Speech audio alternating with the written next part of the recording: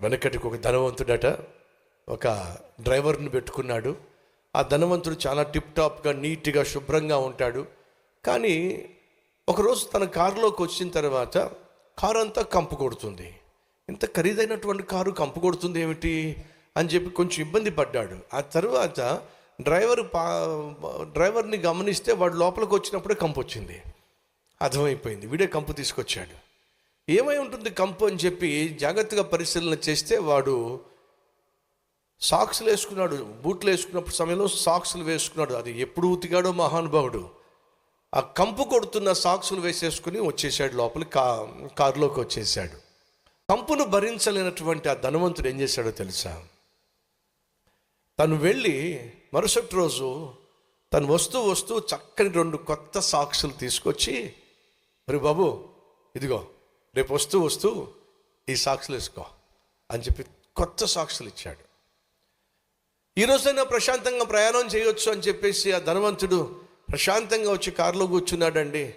కారులో కూర్చుంటే ఈ డ్రైవర్ వచ్చి మళ్ళీ కారులో మళ్ళీ కంపు వచ్చేసింది. అప్పుడు డ్రైవర్ని అడిగాడు, నాయన నేను ఇచ్చిన సాక్సులు నువ్వు తీసుకున్నావా? తీసుకున్నానండి. మరి నువ్వు వేసుకున్నావా? వేసుకున్నానండి. మరి కంపు వస్తుంది ఏమిటి? మీరు ఇచ్చిన సాక్సులు కాదండి.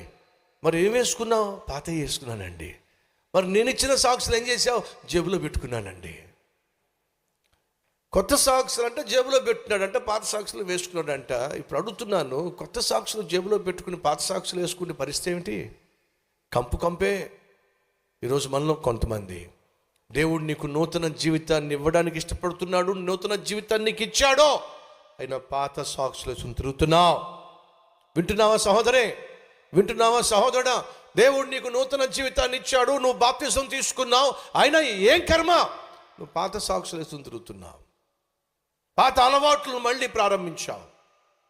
పాత పాపిష్టి స్థలాలకు మళ్ళీ వెళ్తున్నావు. పాత పాపిష్టి స్నేహితులతో మళ్ళా చట్టపట్టాలు వేసుకుని తిరుగుతున్నావు. ఈరోజు నీ జీవితంలో కంపు మిగిలింది, సంతోషం కరువైపోయింది, సమాధానం కరువైపోయింది. నీ చుట్టూ ఉన్న వాళ్లకు నువ్వు ఒక పనిష్మెంట్గా తయారయ్యావు. కారణం తెలుసా? నువ్వు వేసుకుని తిరుగుతున్న పాపిష్టి పాత జీవితం. కాబట్టి ఈరోజు నువ్వు చేయాల్సిందేం తెలుసా? పాత జీవితాన్ని విడిచిపెట్టేసేయి.